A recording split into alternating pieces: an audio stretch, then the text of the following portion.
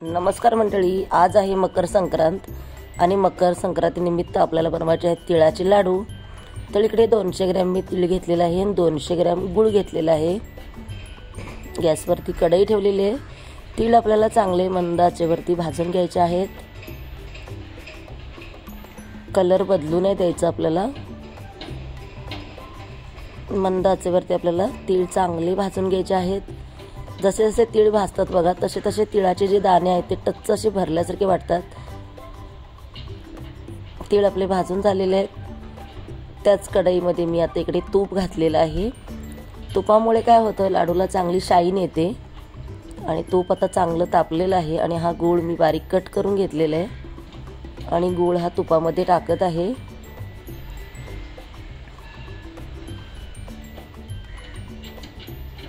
मकर संक्रांत म्हटलं तर तिळाचे लाडू, तिळाची पोळी ही आलीच। आणि गूळ आता इकडे मी वितळवायला ठेवलेला आहे तुपामध्ये।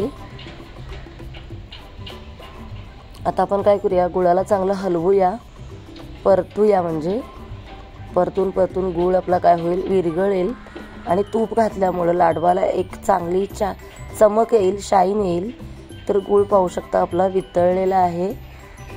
आता गुळाला आपण काय करायचं, एक 3-4 मिनिटं चांगला परत एकदा चांगली उकळी फुटेपर्यंत शिजवायचा। फेस आला पाहिजे, गूळ असा फेसायला पाहिजे। तर बघा, गुळाची आपल्या प्रोसिजर चालू आहे आणि गुळाला चांगला फेस आलेला आहे। आता आपण याच्यामध्ये तीळ ओतूया। जास्त वेळ जर गूळ आपण जर गॅसवरती ठेवला तर लाडू आपले कडक होण्याची शक्यता आहे, दाताने फुटणार नाहीत। तर ह्या स्टेजवरती तीळ घातलेले आहेत आणि तीळ आपल्याला घालून चांगलं आता मिक्स करून घ्यायचं आहे। आणि तिळांमधून चांगला वास येण्यासाठी मी इकडे जायफळ वेलचीची पावडर सुद्धा थोडी अर्धा चमचा घालणार आहे।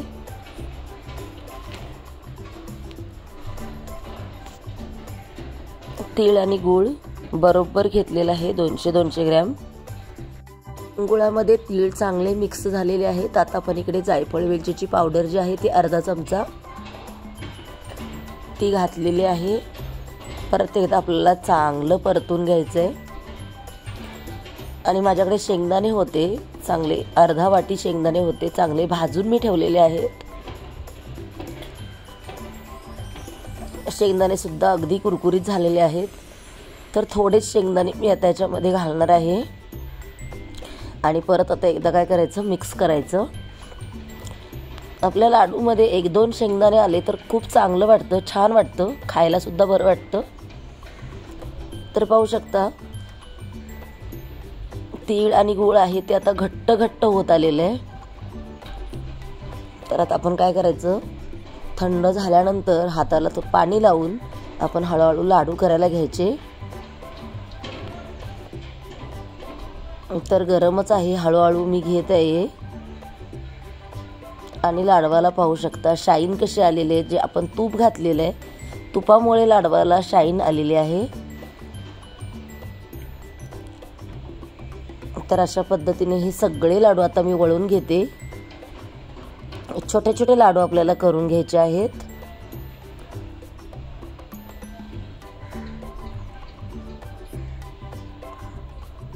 अशा पद्धतीने सगळे लाडू आपण हे वळून घ्यायचे। लाडू बनवायला अजिबात उशीर लागत नाहीये। संपूर्ण लाडू आपल्या इकडे तयार झालेले आहेत। आता हे लाडू झालेले पहिले ताट हे स्वामी समर्थांना नैवेद्य दाखवते। अशा पद्धतीने संक्रांतीला तिळाच्या लाडवांचा नैवेद्य मी स्वामी समर्थांना दाखवलेला आहे। तुम्हाला लाडू कसे वाटले नक्की कळवा।